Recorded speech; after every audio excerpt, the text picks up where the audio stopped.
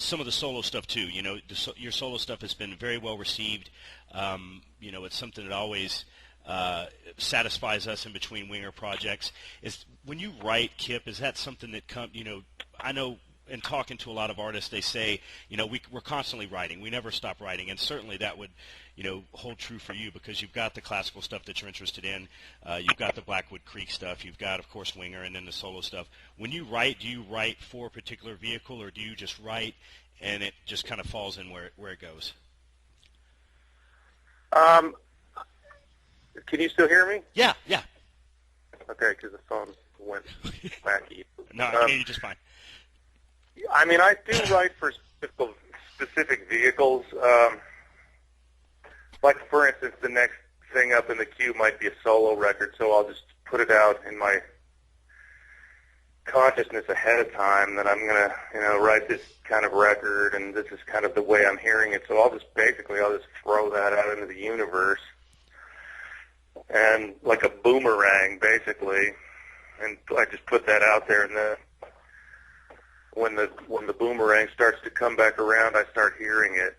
So, and then I'll start, you know, writing bits and pieces of it as the boomerang starts to come back, and when I finally catch the boomerang is basically when all the music has kind of been channeled into me. I know that sounds kind of weird, but I usually throw out the intent, and then it comes back to me that way. I don't really sit down and, you know, try to hammer stuff out. I do that as a reflex to stay in shape for writing, because it's like going to the gym. You know, if you write every day and exercise those muscles, you know, the better stuff's going to come. But the better stuff doesn't come for any writer every day. It always comes in between, you know, so you have to keep the wheels lubed. But to answer your question, I mean, I just throw out. I think the boomerang analogy is actually pretty good. When I just throw that out, and when it starts coming back to me, I begin to know what to do. Sometimes I'll sit down and come up with a song idea accidentally, and I'll file it under, you know, something in my computer on an MP3 or something. But rarely, a lot of times I don't really go back to those, because when they come in that way, it's like, unless I'm really working on something, I rarely go back to an old idea. And the music is there, like I said, folks. It's just, you know, the live show of Winger that's been such a big part of their success over the years as well. And I'm ready for you guys to listen to this so you can start hating Kip Winger right here. Later this month, he's in Rome. Then he's in Paris.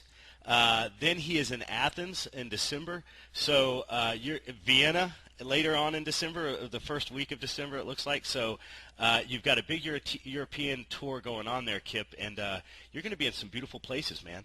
That must really. I am. That must suck. Yeah, thanks. Well, the only thing that'll suck about it is going to be freezing. But yeah, I mean, I enjoy Europe quite a bit, actually. So, and the fans over there seem to dig our stuff. So so far it's been, you know, I've been lucky. Right. Kip, we know you're real busy. We're not going to keep you. I promised Michael that it would be very short, and I meant that.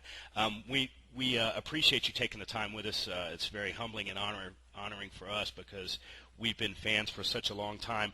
I've just got two other things real quick, kind of off the cuff.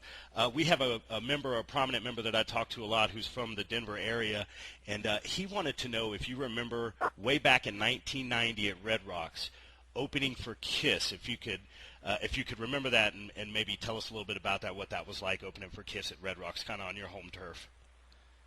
Oh, that was amazing. I was telling somebody about that the other day, actually. I grew up near Red Rocks, so I used to, you know, drive by Red Rocks and dream of playing there when I was a kid. And so when we actually made it there, it was really amazing. It's a great venue. It's a little odd to look up at the audience, right. But you know, an opening for Kiss was amazing because I was a huge Kiss fan. So that was really something special. It was very funny watching them try to get all their trucks up there. But that was an amazing experience, and just, you know, having dreamed about it for so long. I've been lucky to be able to achieve a lot of the goals that I had when I was a kid, and I really, you know, I attribute that to having getting in it early, and my parents were really into it, and just never giving up and not believing that you can't really do anything at any age, really, because I set out to do the classical thing, and just really all it takes is to put the time in, I think. Right. And another thing, kind of off the cuff, I wanted to know, I don't know how big of a football fan or sports fan you are, Kip, but wanted to know if you thought that the Broncos had what it takes. I didn't know if you were a Broncos fan at all either. I figured you might be growing up in Denver. I used to be a Broncos fan. I guess I would say that I am because I'm from there, but I quit watching football in the 80s when they lost the Super Bowl. I lost interest. I mean, I'll have to go with Anderson Cooper on that one. I'm not really a sports fan. I hear you.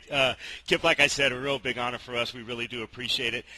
We now know, Mama's Fallen Angels, that the creative process for Winger is Reb and Kip with Coors Light. I think we all kind of knew it.